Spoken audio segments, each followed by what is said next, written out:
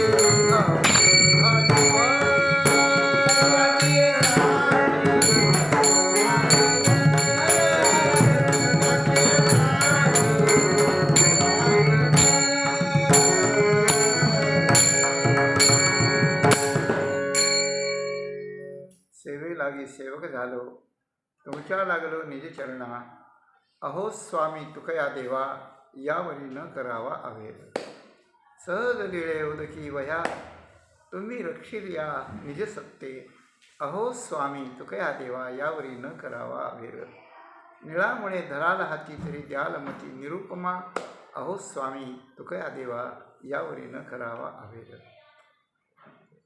माया साक्षी आम्ही नेणो भीड भार माया साक्षी आम्ही भीड नेणो भीड भार आप आणि पर नाही दोन्ही सत्याची ये साठी अवघाची भर सत्याची ये साठी अवघाची भर नावडे व्यापार तुटीचा तो पोभाळीचा चरे अंतरीचे दुःख पोभाळीचा चरे अंतरीचे दुःख ओभाळ्याचा लासे फासे मुख उघडावे सत्याची ये साठी अवघाची भर नावडे व्यापार तुटीचा तो तुका म्हणे नव्हे स्फितीचा हा ठाव तुका म्हणे नव्हे स्फितीचा हा ठाव निवाड्यासी देव साक्षी केला निवाड्यासी देव साक्षी केला सत्याची ये साठी अवघाची भर नावडे व्यापार तुटी जातो जगद्गुरु संतश्रेष्ठ श्री तुकाराम महाराजांच्या अभंगगाथेतील क्रमानं आलेला 899 क्रमांकाचा हा अभंग असून या अभंगात श्री तुकाराम महाराजांनी एका विशिष्ट प्रकारानं आपली स्वतःची भूमिका स्पष्ट केली विशिष्ट प्रकारानं मुद्दाम जाणून म्हणतो आहे कोणती भूमिका स्पष्ट केली आहे आपला काही ज्ञानाचा अनुभव सांगितला आहे आपल्याला काही भगवंताचा साक्षात्कार कसा झाला याचं काही वर्णन केलं आहे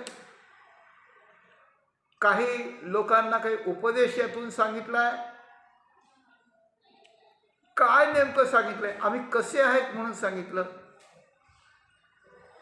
तर याचं सरळ उत्तर आहे, तुकाराम महाराजांनी ज्या विषयाच्या साठी ही भूमिका स्पष्ट केली, तो विषय आज जगामध्ये कोणीही सहसा असं सांगत नाही. कोणी असं सांगत नाही. आणि कोणी सांगत नाही या गोष्टीपेक्षा मी याला भर देतो की कोणी असं सांगणारं मिळत नाही आपल्याला. या जगात निर्भीडपणे, स्वच्छपणे, स्पष्टपणे आणि ज्याला सॉलिड म्हणता येईल, ज्याला निर्भेळ म्हणता येईल, ज्याला निर म्हणता येईल, अशा प्रकारचे सांगणारे कोणी मिळत नाहीत, अशी गोष्ट आहे. आणि ते तुकाराम महाराजांनी जीवाचा अट्टहास करून त्या ठिकाणी सांगून ठेवले. म्हणजे अजून मी बोललो नाही, पण आत्ता बोलतो की आम्ही वक्ते कसे आहोत, आम्ही उपदेशक कसे आहोत, आम्ही मार्गदर्शक, आम्ही गाईड कसे आहोत, आम्ही लोकांना मार्गदर्शन करणारे कसे आहोत, आमचा स्वभाव कसा आहे, आमचा भर कशावर आहे, आम्ही कोणत्या पद्धतीनं प्रतिपादन करतो, तसंच प्रतिपादन करणं का आवश्यक आहे ते लोकांनी घेतलं पाहिजे. आणि त्याकरता आमच्याकडे कोणत्याही प्रकारचा आपपर भाव कसा नाही, अशा अनेक गोष्टींचा खुलासा तुकाराम महाराजांनी केला आहे. अनेक गोष्टींचा केला. काय आम्ही करतो, आम्ही उपदेश कसा करतो, तर आम्ही साक्षीत्वानं उपदेश करतो. पहिल्यांदा साक्षीत्वानं उपदेश अशा प्रकारचा करतो. एखादी सभा आहे, एखादी मीटिंग आहे आणि एखाद्या कोणत्या तरी वादाचा वगैरे असा निर्णय द्यायचा आहे. कल्पना करा आपण, कोणाचं नवरा बायकोचं भांडण आहे, मग इकडचे लोक आले, तिकडचे लोक आले, ते म्हणते आम्हाला काडी मोड द्या, ते म्हणते असं करा, ते म्हणतं नाहीतर ओटी भरा, पैसे भरा, 10, 20, 50 लाख द्या, असं काहीतरी असतं. वाद असतो. आणि वाद असल्यानंतर पंच असतात निर्णय करणारे. कोर्टात गेल्यानंतर ते कायद्याप्रमाणे चालतं, वकिलाच्या बुद्धीप्रमाणे चालतं, न्यायाधीशाच्या मर्जीप्रमाणे चालतं, ते सगळं असेल, ते जाऊ द्या. पण ज्याला लोक न्यायालय, लोकच पंच बसतात आणि म्हणे बैठक करा एक प्रकारची, याचं भांडण मिटवायचं, आणि नाही मिटलं तर मग कोर्टात जायचं. असं मिटवायच्या वेळेला ते मिटवणारे लोक कसे असावे लागतात, त्याचं एक शास्त्र आहे बरं का. मला श्लोक आठवत नाही आत्ता, पण असं आहे की बसणारे लोक निपक्षपाती असावे लागतात. म्हणजे कोणत्याच पक्षाची बाजू आपण घ्यायची नाही, केवळ न्यायाकरता न्याय करायचा. की यांचा हा वाद आहे, मग यांचं म्हणणं काय, त्यांचं म्हणणं काय, कुणाचं म्हणणं चुकतं आहे, कुणाचं म्हणणं शास्त्राला सोडू नये, कुणाचं म्हणणं समाज मानसाला किंबहुना लौकिकाला सोडू नये, चालीरीतीला सोडून, परंपरेला सोडून, शास्त्रवचनाला सोडून, सज्जनांच्या वचनाला सोडून कोणाचं मत आहे, अशा प्रकारचं त्याचं मत बाजूला करायचं. आणि त्याचं काही झालं त्याला गुन्हा, त्याला दंड करायचा. आणि ज्याची न्यायाची बाजू आहे त्याला न्याय द्यायचा, त्याच्या पाठीमागे उभं राहायचं. असे लोक लागतात. त्यांचा पक्षपात नसला पाहिजे की हा माझ्या मामाचा मुलगा आहे म्हणून याची बाजू मी घेतो, आणि ती माझ्या अजून काकाची मुलगी आहे कुणीतरी, तिच्या घरचा बाजूला तो. म्हणजे नात्याचा संबंध नसला पाहिजे, प्रेमाचा संबंध नसला पाहिजे, परिचयाचाही संबंध असला तरी तो संबंध ध्यानात न घेतला पाहिजे न्याय देताना.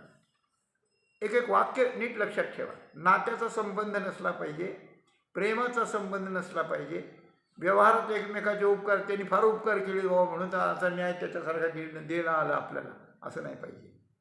परिचयाचा संबंध जरी ती व्यक्ती परिचयाची असली तरी त्याचं यात काही गृहीत न धरलं गेलं पाहिजे, अशी गोष्ट आहे. म्हणून त्याला निपक्षपाती अशा प्रकारचं म्हणतात.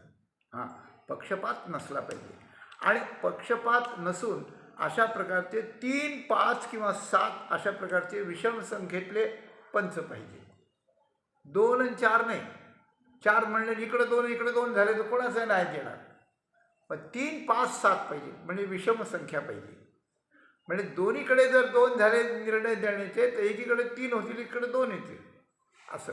म्हणजे जास्त संख्या असतील त्यांचा नेम असं जर धरायचं झालं तर त्याचे अजून बरेच निकष आहेत.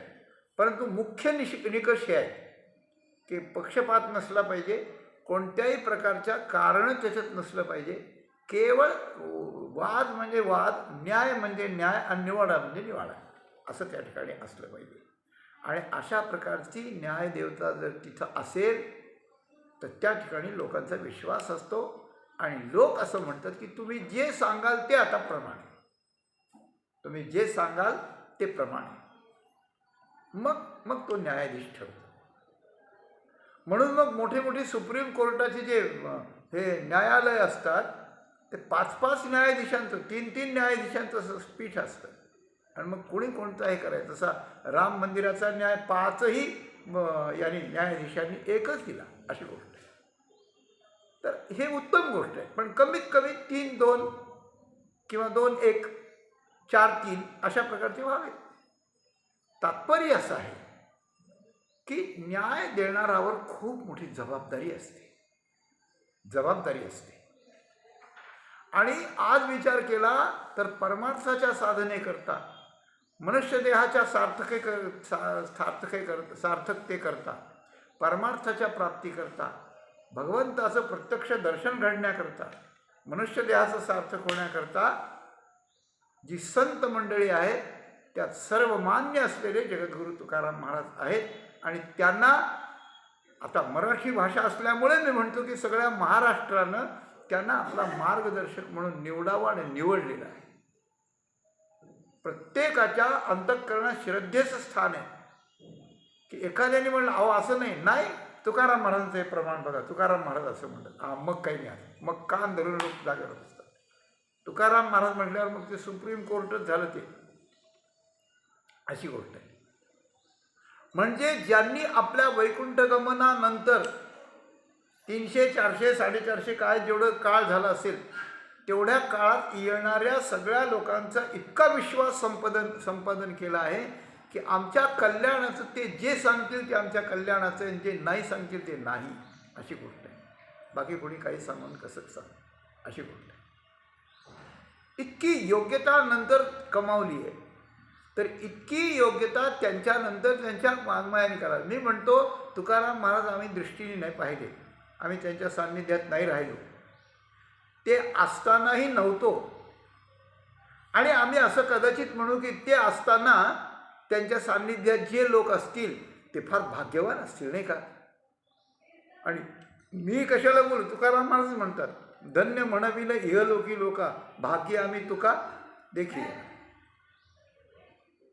आम्ही तुकाराम महाराजांना पाहिलं प्रत्यक्ष, असं म्हणणारे स्वतःला भाग्यवान समजून ते आम्ही भाग्यवान आहोत असे दुसऱ्याला सांगतील, असं तुकाराम महाराज म्हणतात. पण ऐका, मी एक धक्का देऊन एक गोष्ट बोलतो. तुकाराम महाराज त्यांनी पाहिले, त्यांचा विग्रह हे भाग्य आहेच आहे, त्यात काही वाद नाही. पण तुकाराम महाराजांचा सहवास करून सुद्धा त्यांना तुकाराम महाराज इतके कळले नसतील की ते आत्ता आम्हाला त्यांचा गाथा पाहून कळत आहेत. ही अतिशयोक्ती नाही आहे, ही वास्तव स्थिती. त्याचं कारण आहे, एखाद्या मोठ्या माणसाबरोबर आपण गेलो, किती वेळ राहतो, तास अर्धा तास राहतो. त्याचं प्रवचन कीर्तन काय असं तर तेवढ्या पुरतं थोडा वेळ. काय असं 2 दिवस ते ज्या खोलीत जातील त्या खोलीत आपण जाऊ, जे तिकडे जातील तिकडे जाऊ, असं असतं काय? असं नसतं. आणि त्यांच्याजवळ असल्यावर आपल्याशी त्यांना बोलायला किती वेळ मिळतो, आपण त्यांना आपले प्रश्न किती मांडतो, त्यांची उत्तरं घेतो, किंवा त्यांच्या राहारीतीची जी पद्धत आहे, त्यांची विचारसरणी जी आहे ती त्यांच्या शब्दातून आपल्याला किती वेळ किती कळते, अशी गोष्ट आहे. साधूचा सहवास जरूर व्हावा, त्याचे खूप फायदे आहेत, तो विषय आत्ता माझा नाही. पण साधूकडून आपलं जीवन कळण्याकरता, आपलं जीवन पूर्ण होण्यासाठी आणि साधूंचं जीवन काय आहे हे कळण्याकरता साधूचा सहवास तसा चालत नाही. साधूच्या विचाराचा पूर्ण आलेख, पूर्ण आरसा आपल्यापुढे पाहिजे असतो. आणि तो आरसा म्हणजे हे अभंग आहे. 4-4.5 अभंग काय जे आहेत ते अभंगाचे, की त्यांची विचारधारा सगळी याच्यात आहे, त्यांचा उपदेश याच्यात आहे, याच्यावरून ते केवढेच कसे ते कळतं. माणूस आपण सामान्य पाहिल्यानंतर आपण आपल्यावरून त्याची तुलनात्मक किंमत करीत असतो. त्याची मूळ ओरिजिनल किंमत आपल्याला कळत नाही. आणि मूळ ओरिजिनल किंमत कळायला अशा प्रकारच्या सर्व शास्त्राचा समावेशक अभ्यास लागतो. आणि तो त्यांच्या प्रसंगातून जेव्हा प्रगट होईल त्यावेळेला त्याची उंची आपल्याला कळते, नाही तर कळत नाही. अशी गोष्ट आहे. मोठ्या मोठ्या शास्त्री पंडित त्यांच्या समक्ष असून त्यांना तुकाराम महाराज कळले नाही. तुम्ही आम्ही कोण? अशी गोष्ट आहे. जसा वेद कळत नाही, जसा परमात्मा जवळ कळत नाही, तसे संतही कळत नाही. आणि संत कळण्याकरता ही गोष्ट आहे. पण आज तुमचं आमचं भाग्य इतकं चांगलं आहे की आपण त्यांचे अभंग पाहून, त्यातला उपदेश पाहून, त्यांची अवस्था त्यांनी वर्णन केलेली पाहून, हे सगळं पाहून आपण आपल्या अनुमानानं तुकाराम महाराज कसे ते ठरवतो. पुष्कळ अंशात ते बरोबरही असेल, माझं म्हणणं नाही आहे, बरोबर असेल. पण पुष्कळ अंशात आपण तुकाराम महाराज कसे ते ठरवण्यापेक्षा तुकाराम महाराज उपदेशक म्हणून, गायडन्स करणारे म्हणून, उपदेशक म्हणून, मार्गदर्शक म्हणून तुकाराम महाराज कोणत्या भूमिकेवर आहेत हे आज ते स्पष्ट करून सांगतात. 7-8 प्रकारांनी सांगतात, 4 ओळीत सांगतात. या 4 ओळी आपल्यासाठी संपूर्ण जीवन बदलून टाकायला, जीवनाचं आणि जीवन वर्धमान करण्याकरता त्या 4 ओळी पुऱ्या आहेत. जास्तीची आवश्यकता नाही, जास्तीची आवश्यकता नाही. आपल्याकरता वक्ता कसा असावा यावर हे उत्तर आहे, हे उत्तर आहे. आणि अजून एक लक्षात ठेवा, आपल्याकरता वक्ता कसा असावा हेही आपल्याला कळत नाही, तेही त्यांच्याकडूनच कळवून घ्यावं लागतं. आमच्याकडून बोलणारा म्हणजे आमचा वक्ता. काय हो, आमचा एक निर्णय चालला होता 4 लोकात आणि आमचे जावई त्यात होते. ते जावईसुद्धा आमच्या विरुद्ध बोलायला लागले. कसं काय? पूर्वी पाठवा का नाही वाटायला लागला आम्हाला, जावई विरुद्ध बोलायला लागले. पण ते जावई एका संतांचे शिष्य आहेत. संतांनी त्यांच्यावर जबाबदारी टाकली आहे. आणि कोणी सासरा असो नाही तर सासऱ्याचा बाप असो, पण जो योग्य निर्णय तोच सांगायचा आहे असं त्यांच्या गुरुंनी सांगितलं आणि ते काम त्याने केलं. तुझ्या काय बापाचं केलं? असेल जावई, असेल सासरा त्याचा. म्हणजे आपल्या स्वार्थाकरता आपल्या नातेवाईकाने सत्याला काळं फासून आपल्यासारखा न्याय द्यावा असं जे आपल्याला वाटतं ते आपलं वाटणं शुद्ध पापाचं लक्षण आहे, पापी पुरुषाचं लक्षण आहे. म्हणून एक गोष्ट आहे की तुम्ही न्याय योग्य द्या, माझं काही असू द्या. राजा परीक्षिताला सांगितलं तक्षक डसणारे असा शाप झालाय, बरोबर झालाय, योग्य झालाय, काही नाही, तक्रार नाही, काही नाही, अशी गोष्ट आहे. म्हणजे आपण असत्याची बाजू घेऊन आपण खोटे ठरत असलो तरी आपल्या अंतःकरणात सत्याचंच प्रेम असलं पाहिजे, तर आपल्याला अशा निर्भीडपणे बोलणाऱ्यांचं महत्त्व कळतं.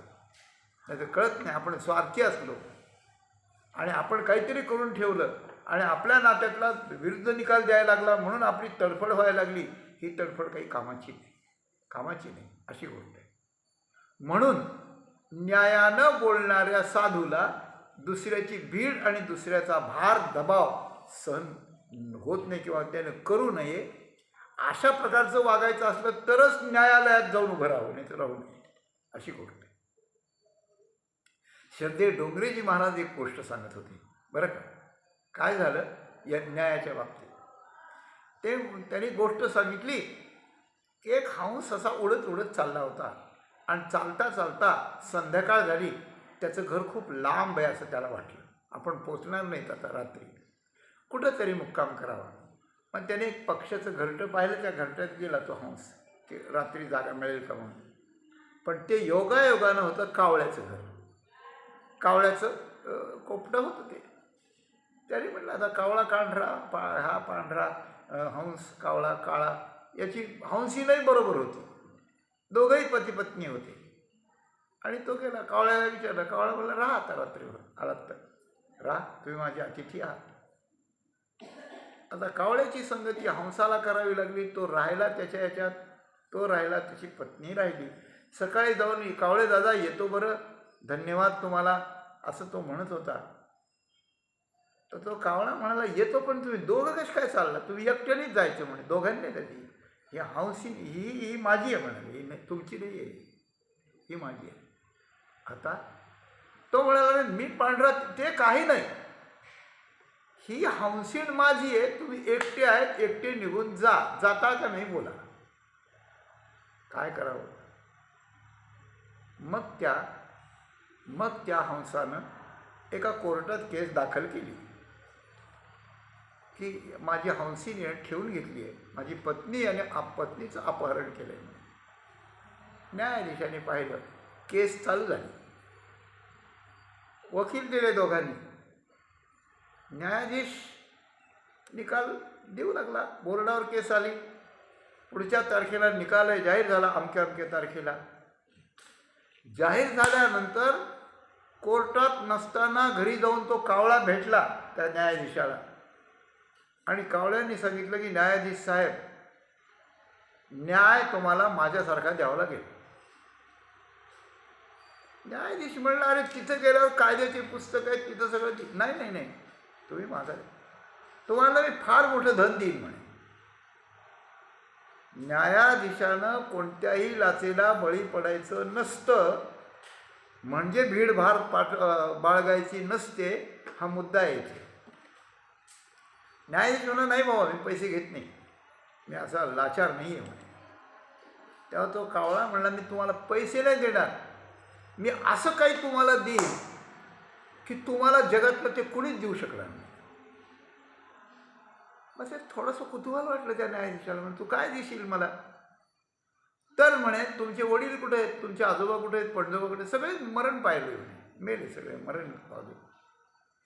ते म्हणाले, मला माझ्यासारखा जर तुम्ही न्याय दिला तर मी तुम्हाला तुमच्या मेलेल्या वडिलांचं, मेलेल्या आजोबाचं, मेलेल्या पणजोबांचं दर्शन घडवीन, ते जसे आहेत त्यांचं दर्शन घडवीन तुम्हाला. न्यायाधीश विचार करायला लागला की हा चान्स पुरा नाही मिळणार मला, माझे वडील आजोबा पणजोबा मला भेटणार, केवढा फायदा आहे हा. काय एकदा खोटी साक्ष, खोटं न्याय दिल्याचं काय होत आहे? बळबळले न्यायाधीश साहेब, आणि न्यायाधीशाने त्यांच्या पीठावर बसून हंसिनी ही कावळ्याचीच आहे असा न्याय दिला. न्याय देऊन कोर्टातून बाहेर आल्यानंतर कावळ्याला बोलून घेतलं एकीकडं. मला आलो, मी काही पळून जाणार नाही, मी माझं वचन पुरं करणार आहे, तुम्हाला असं करणार आहे. मग तो त्या न्यायाधीशाच्या बंगल्यावर आला आणि म्हणाला, काय तुमच्या वडिलांची, आजोबाची आणि पणजोबाची तुम्हाला भेट करायची, करतो, चला माझ्यासोबत. मग पुढे कावळा मागे न्यायाधीश कुठं गेले? त्यांच्या बंगल्याच्या मागे आले.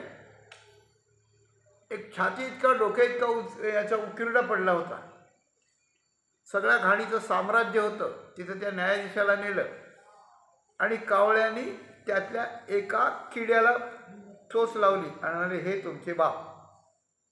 दुसऱ्या किड्याला चोच लावली, ये तुम्हारे दादा. आणि तिसऱ्या किड्याला चोच लावली, ये तुम्हारे पडदादा. त्या न्यायाधीशाने डोक्याला हात लावून घेतला की अरे अरे अरे अरे, माझे पूर्वज नरकातले किडे कसे झाले, हे दुःख करायला लागलं. त्यावेळेला तो कावळ्याला बोलू लागला, हेच कशावरून? हेच मला दिसतात ना, हे तुमचे म्हणून. आता दुसरा पुरावा कुठून? नाहीच पुरावा, कुणालाच दिसत नाही दुसऱ्या. माझ्यावर विश्वासच ठेवावा लागेल, तुम्हाला विश्वास ठेवावा लागेल. ठीक आहे, पण याला इतकी वाईट गती कशी झाली आहे?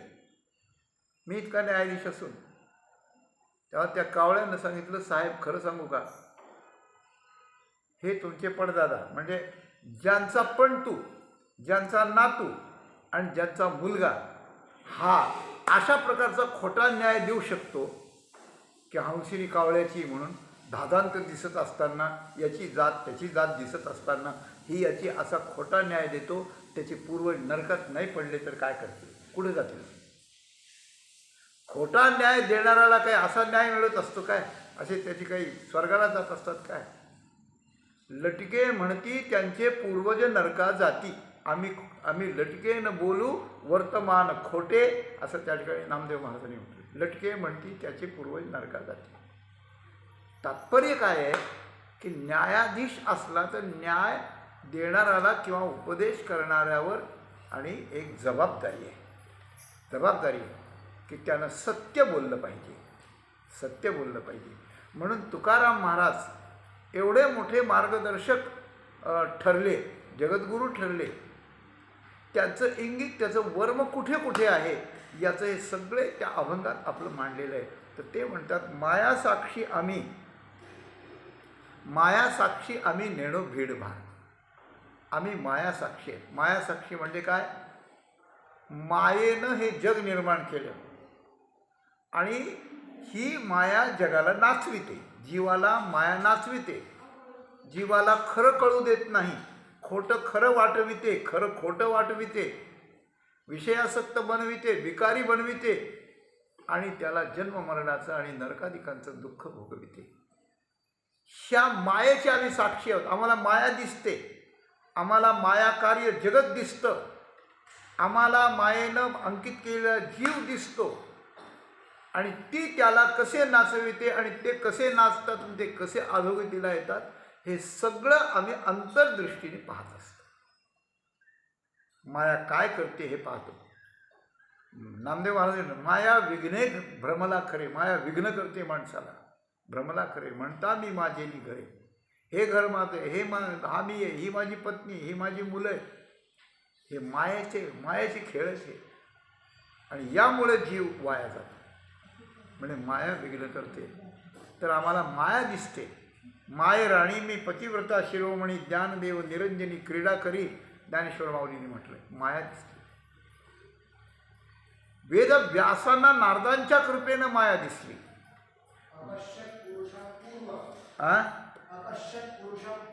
अपश्यत पुरुष पूर्व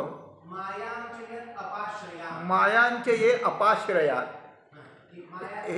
हे माया बघितल्याचं लक्षण आहे, वर्णन आहे.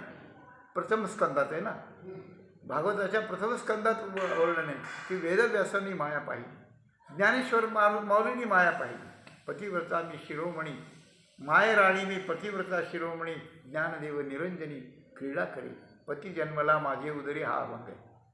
तर माया दिसते, त्यांना माया दिसते. आणि आपल्याला सुद्धा माया दिसत नसली तरी माया कार्यानुमेय आहे असं म्हणून आपण जगत हे मायेचं कार्य हे पाहतो. आणि या जगात खोटं सगळ्यांना पचतं.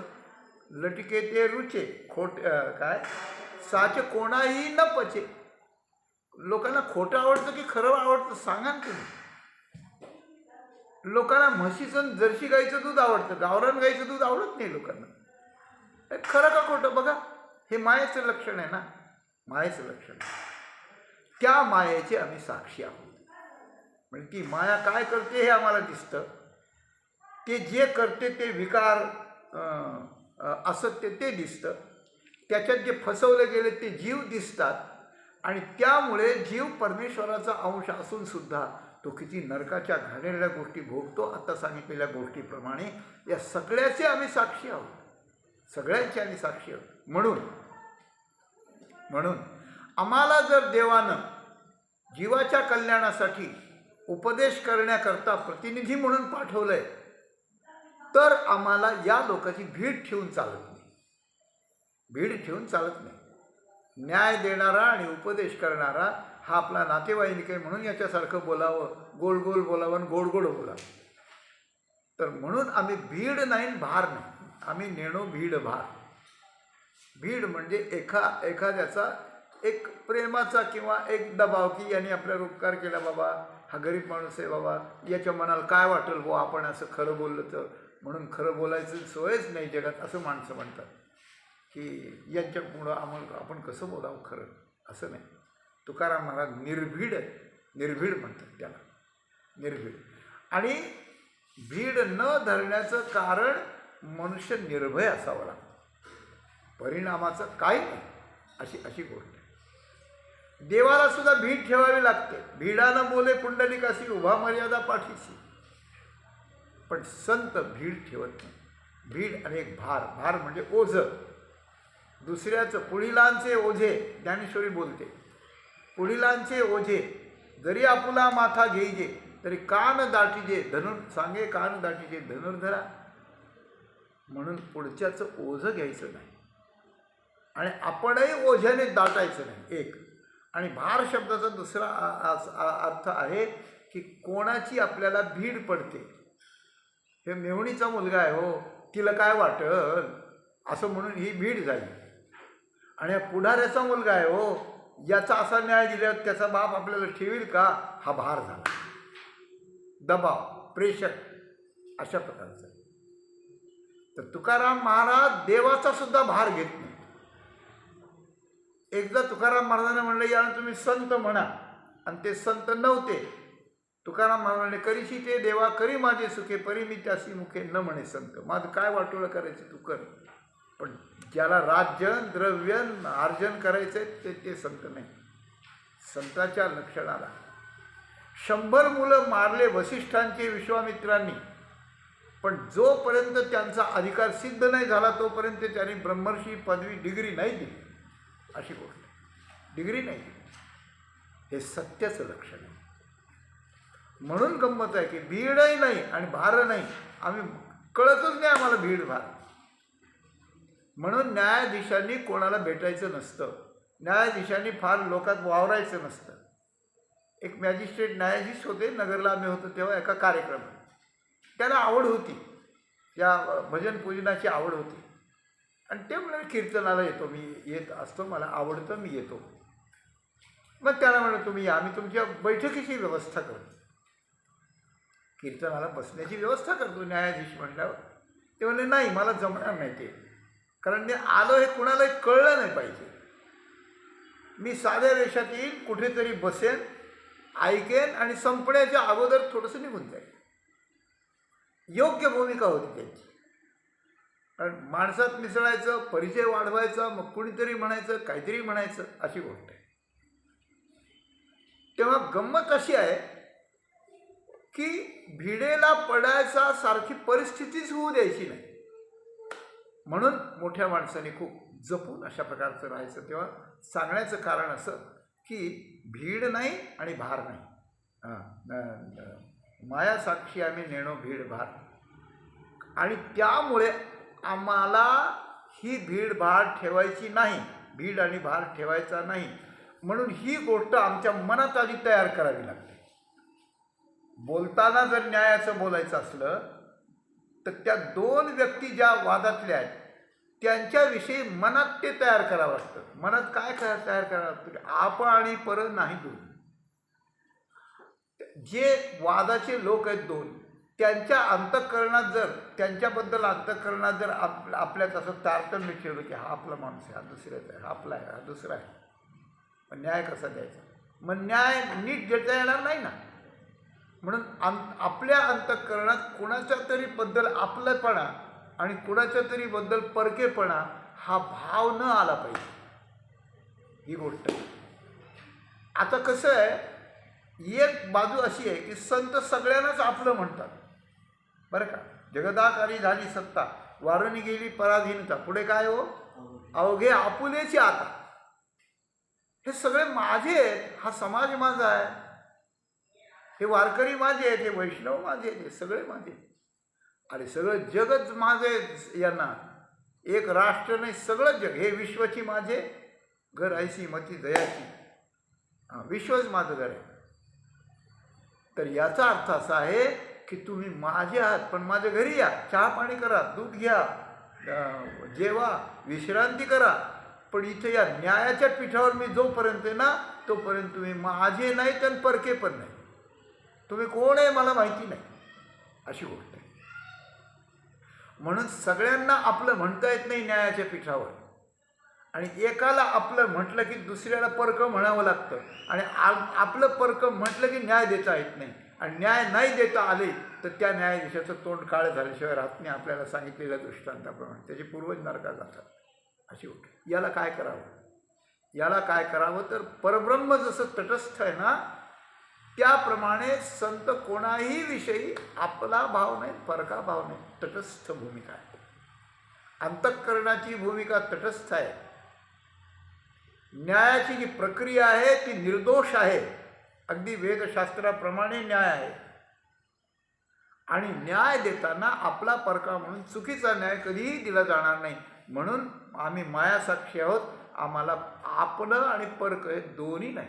जया ते आपुले परावे दोन्ही नाही. ज्ञानेश्वरी बोलते. हां, आपले नाही परावं नाही. तटस्थ भूमिका आहे, तटस्थ भूमिका आहे. कशा करता? तर एक गोष्ट आहे, भगवंताची इच्छा, वेदाचं प्रतिपादन, शास्त्राचा आशय आणि पूर्वी झालेल्या संतांची पद्धत, या 4 गोष्टीचा विचार करून जर आम्ही वक्ते आणि मार्गदर्शक झालो आहोत तर आम्हाला एकच पुढे सत्य, सत्य आणि सत्य. ही गोष्ट दुसऱ्या चरणात महाराज सांगतात. सत्याची येसाठी अवघाची भर.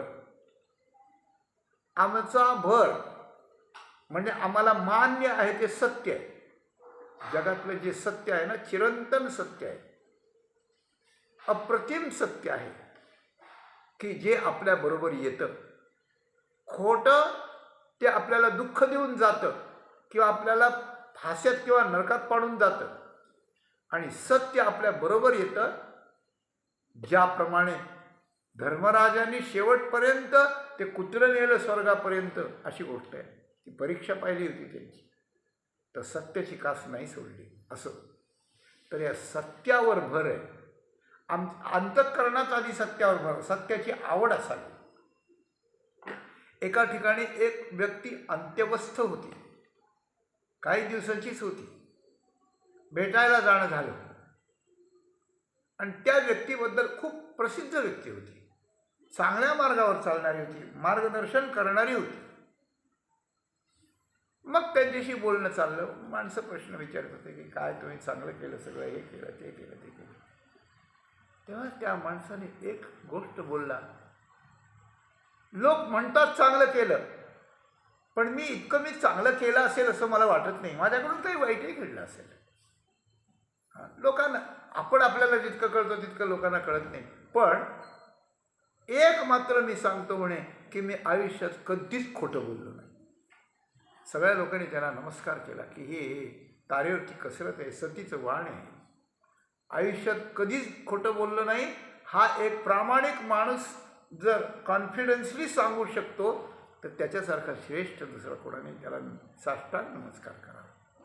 अशी पण कारण एक आहे की एक सत्य धारण केलं तुम्ही की तुम्हाला सगळं प्राप्त झालं जगात. खरे बोले तरी फुकासाठी जोडे हरी, आपणा बाहेरी नलगे ठाव धुंडा. एक सत्य जर आपण अंगीकारलं, अपंगीला अंगीकारलं, तर बाकी काहीच न करताना जगातलं सगळंची सगळं आपलं मिळतं. आणि एक सत्य सोडलं की तुम्ही किती करा, तुम्हाला जे मूळ सत्य ते कधीच मिळणार नाही. सत्याची या लोपे घडती अवघीच पापे, असं म्हटलंय तुकाराम महाराजांनी. म्हणून आमच्या अंतःकरणात सत्याची आवड असल्याशिवाय आम्हाला मनुष्य देहात राहण्याचा अधिकार नाही. आम्हाला शास्त्राची चर्चा करण्याचा अधिकार नाही. आम्हाला शास्त्राचं डिस्कशन करण्याची, चर्चा करण्याचा अधिकार नाही. निर्णय देण्याचा तर नाहीच. म्हणून आमच्या अंतःकरणात सत्याचा भर आहे. आणि ते सत्य सिद्ध होण्यासाठी आमचं जे बोलणं आहे, न्याय देणं किंवा उपदेश करणं आहे, त्या उपदेशातही सत्याचाच भर आहे. म्हणजे सत्य आमचं आहे, असत्य परक आहे. तुम्ही आपले परावे नाहीत. तुम्ही सत्याची बाजू घेतली की आमची आहे, आणि असत्याची बाजू घेतली की तुम्ही आम्हाला परके आहेत. असं धरा, असं लावा. सत्याची येसाठी अवघाची भर, सत्याची येसाठी अवघाची भर. पुढे काय? नावडे व्यापार तुटीचा. त्याचं कारण लोकांना उपदेश करायचा आहे आणि लोकांना त्यांचा जो व्यापार चाललाय, तुका म्हणे होय हित होय तो व्यापार करा, काय फार शिकवावे. त्यांचा व्यापार आमच्या मार्गदर्शनानं तुटीचा न व्हावा. बरं का, तुटीचा न व्हावा अशी गोष्ट आहे. फडा आली या नवजे निरासन तरी जास्ती काही न कळता, अशी गोष्ट आहे.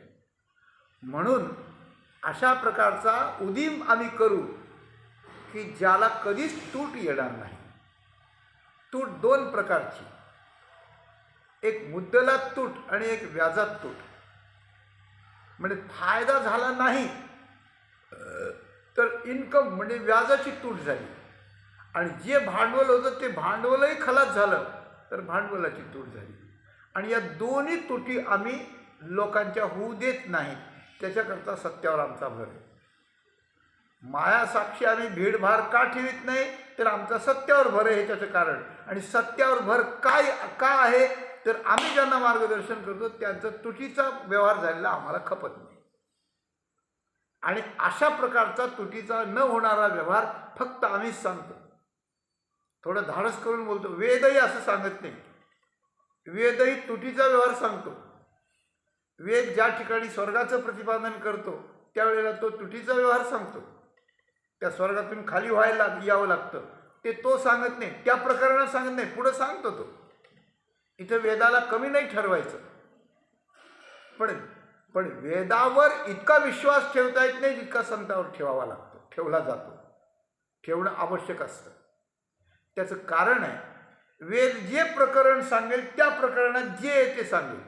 तुम्ही त्याचे अधिकारी असला, तुम्हाला स्वर्गाची इच्छा मनात असली, तुम्हाला अप्सरा भोगाव्या वाटत असल्या, ते ज्ञान करा आणि परत या.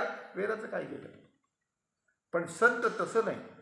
वेदाच्या सगळ्या प्रकाराचं सांगणं गृहीत धरून इज इक्वल टू एकंदर तुमच्या फायद्याचं काय तेच सांगणार, तुमच्या नुकसानीचं नाही सांगणार, अशी गोष्ट आहे. म्हणून गंमत आहे अशी काय की नावडे व्यापार तुटीचा.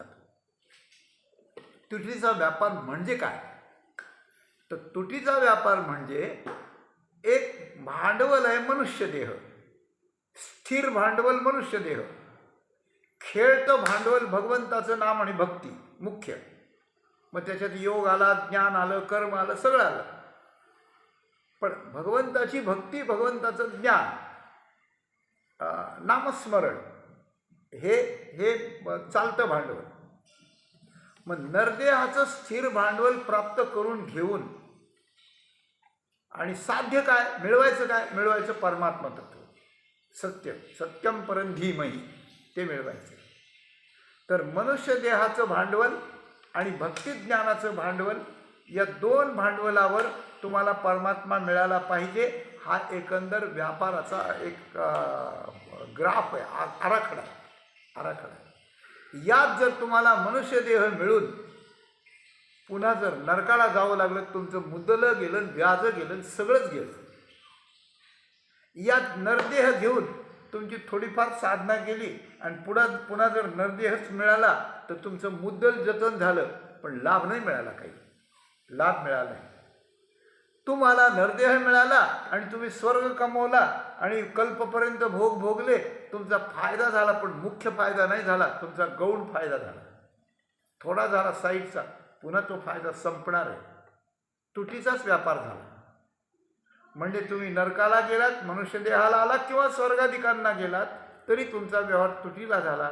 तुमचा व्यवहार असा आहे की मनुष्यदेहाला आलात, भक्ती ज्ञान संपादन केलं, भगवंतानं तुम्हाला भेट दिली, त्याचा तुम्हाला अनुभव आला, आणि शरीर सोडण्याच्या अगोदर किंवा शरीर सोडताना तुम्ही परब्रह्म परमात्म्याशी एकरूप होऊन झाला, तुमचं जन्ममरण संपलं. हा व्यापार बरोबर झाला. आता व्यापार बरोबर झाला. तर तुटीचा व्यापार कुणाचाही होऊ नये म्हणून तुकाराम महाराजांवर विश्वास इतका ठेवावा, संतांवर विश्वास इतका ठेवावा की ते म्हणतील ही कोरडी विहीर आहे, याच्यात उडी टाक की टाकून द्यावी. ते म्हणतील हे विष आहे, हे घेऊन टाकावं. हे राज्य आहे, हे सोडून दे. जसं शास्त्राला म्हणतात तस्मात् शास्त्रम प्रमाणम. काय शास्त्र म्हणेल जे सांडावे, ते राज्यही तृण मांडावे, जे घेववी ते न म्हणावे विषयी विरोध.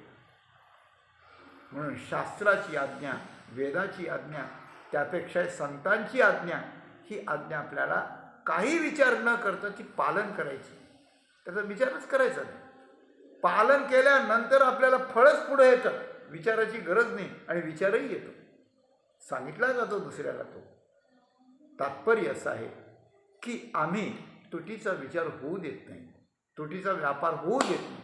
कोणाला त्याला भगवत प्राप्ती झाल्याशिवाय त्याला सोडीतच नाहीत आमच्या ताब्यात आला की, इतकी गॅरंटी. त्याच्याकरता काय करावं लागतं, तर त्याच्याकरता सत्य बोलताना भीडभार ठेवून चालत नाही. भीडभार ठेवून चाललं, गोल गोल बोललं, नुसतं गोल गोल बोललं की चालत नाही. मग भीडभार न ठेवता त्याला सांगितल्यावर त्याला कदाचित दुःख होतं, पहिल्यांदा दुःख होतं, पण ते जर त्यांनी स्वीकारलं तर त्याला चिरंतन सुखाचा प्राप्ती होते. आणि मग त्याला वाटलं की आधी मला वाईट वाटत होतं, पण काय नाही, बरोबर आहे. आमचे एक स्नेही आहेत, महाराज आहेत मोठे, आणि ते रंगनाथ महाराज परभणीकडे कराकडे गेले. आणि ते त्यावेळेस रझाकाराच्या काळात ते पांड्याचं काम करीत होते.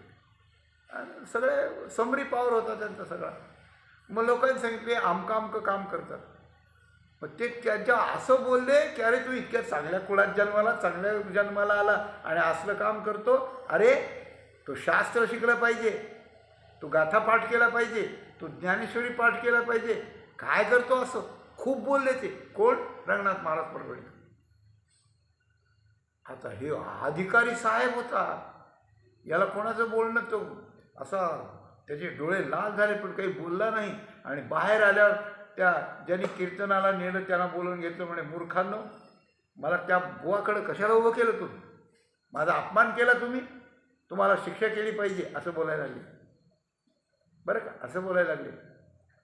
त्यावेळेस यांच्यातला एक खमंग होता, तो म्हणला साहेब ऐका, तुम्हाला ते बोलले, तुमचा अपमान झाला, सगळी खरी गोष्ट आहे, पण त्यांच्या बोलण्यात प्रोसिजरली किंबहुना सत्याच्या दृष्टीने चूक काय सांगा, त्यांची चूक दाखवून द्या. मी त्यांना आत्ता बोलतो, जाऊ चूक दाखवा. तुम्ही चांगल्या कुळात जन्मलात, खोटी गोष्ट आहे का? तुमचं बीज शुद्ध आहे, खोटी गोष्ट आहे का? आणि मग अशा शुद्ध कुळात जन्मलेला माणूस असला तर त्यांनी मोठं काम करावं का हलकं काम करावं? मग तुमचं काम जे करतात ते हलकं आहे का मोठं आहे? आणि ते म्हणतात अमुक करावं, ते मोठं आहे का हलकं आहे? मग त्यांनी त्याचा विचार केला. त्या माणसाला रात्रभर झोप आली नाही. आणि दुसऱ्या दिवशी तो माणूस या माणसाकडे आला आणि म्हणाला त्या गुरुजीकडे चला, मला माळ घालायची त्यांच्याकडे, मला त्यांचा गुरुमंत्र घ्यायचा आहे, मला वैष्णव बनायचे, मला वारकरी बनायचे. ते आत्ता मोठे महाराज होऊन उत्तम प्रकारचं विवेचन करून असं दण ठोकून कीर्तन करतात. सांग. तर गंमत अशी आहे की भीडभार जर ठेवला आणि गोल गोल असं जर बोललं गेलं तर त्या ठिकाणी त्याचा परिणाम होत नाही, तर खोल परिणाम होऊन त्याचा पूर्ण बेनिफिट मिळण्याकरता त्याला दुखवावं लागलं तरी चालेल अशी गोष्ट आहे. म्हणून डॉक्टर ऑपरेशन करताना भूल देतात, पण ऑपरेशन करताना हायगय नाही करीत, ते कापायचं ते कापूनच काढतात.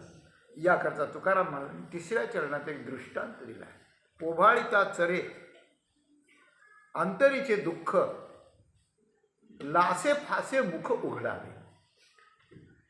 एखादी आई आपल्या पोराला गळू झालं म्हणजे बेंड म्हणतात आमच्याकडे, तुमच्याकडे काय म्हणतात, गळू किंवा बेंड म्हणतात. ते जर झालं तर सगळ्या शिरा अशा ताणल्या जातात. हिरवगार असं कठीण दगडासारखं असतं आणि ते इतकं ठणठण करतं, ज्याला झालं त्यालाच कळतं. होऊ नये कोणाला बाबा, अनुभव घ्यायला होऊ द्या असं कशाला म्हणून मी, पण होतं.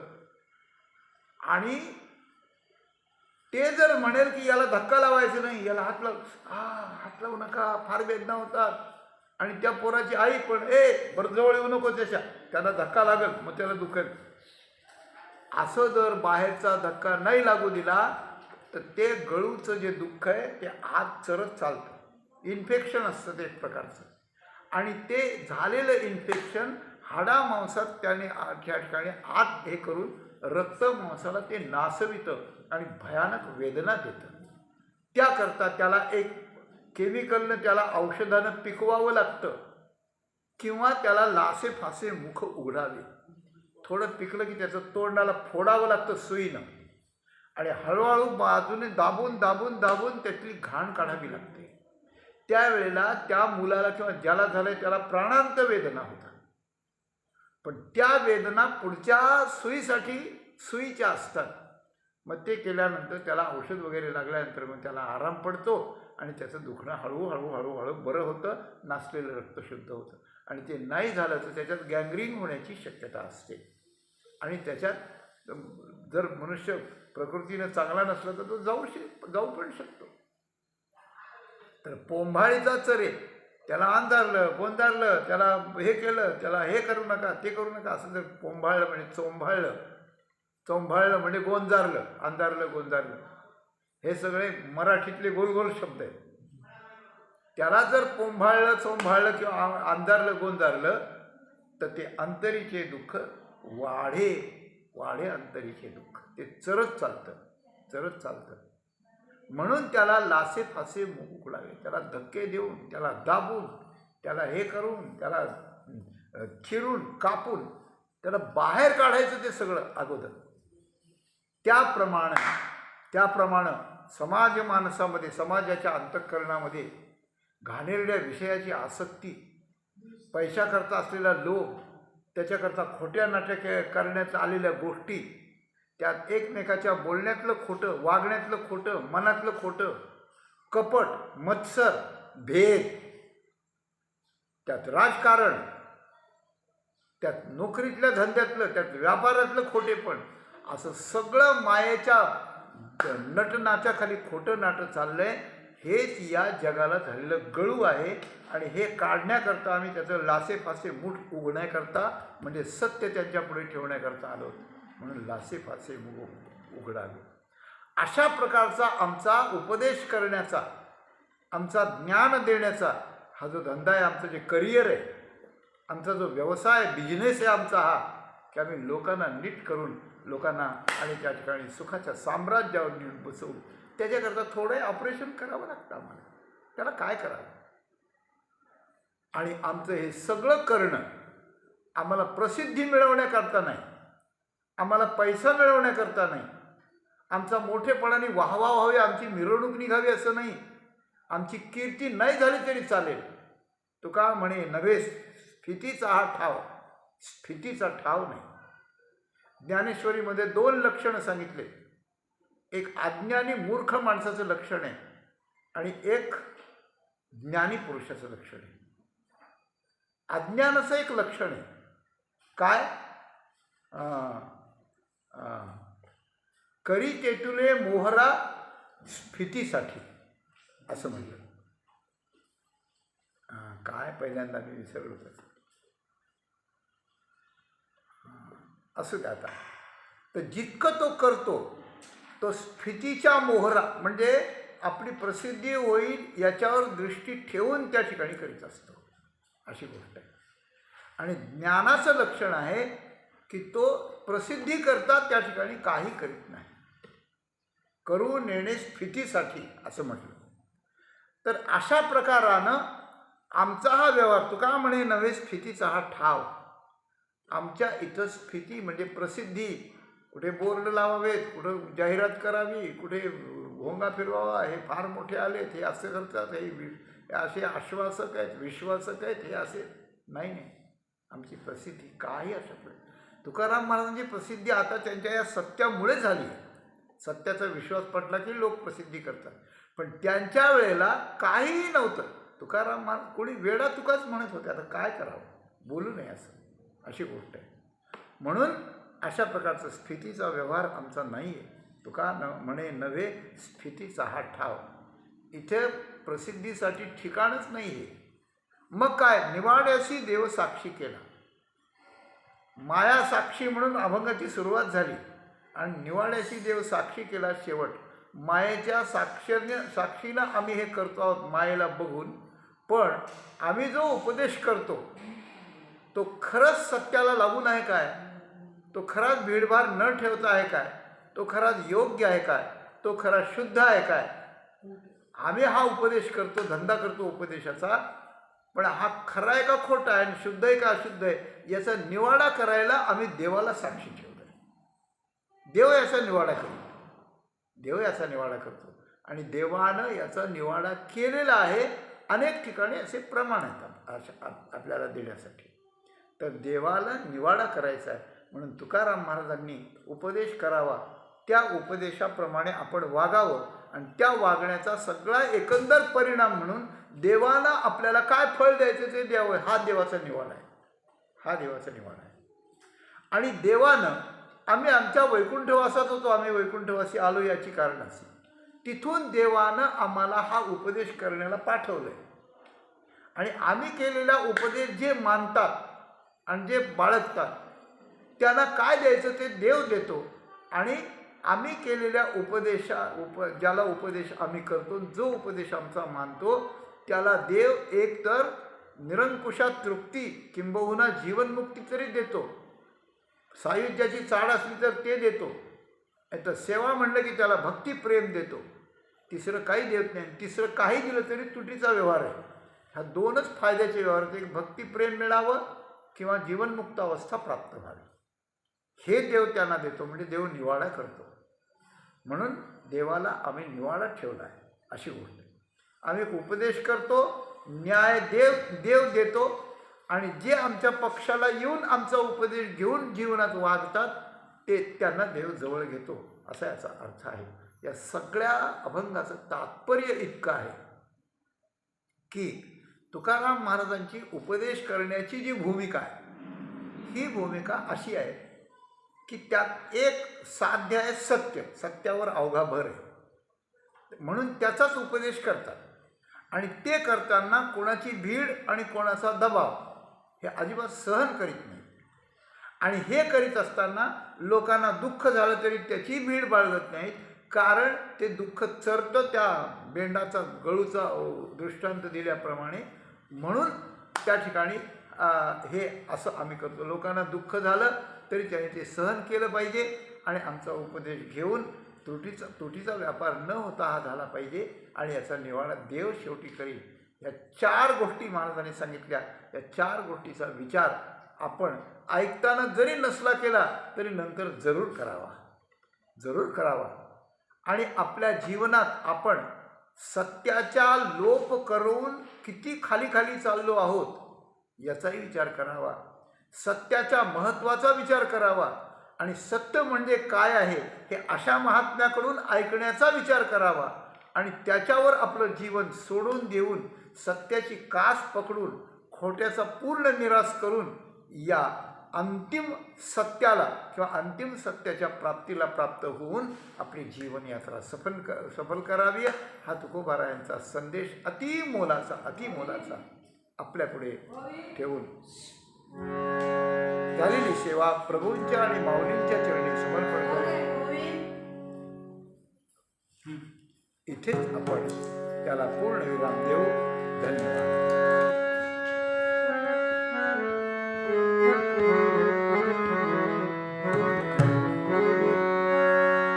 तुका म्हणे नवे स्फीतीचा ठाव, तुका म्हणे नवे स्फीतीचा ठाव,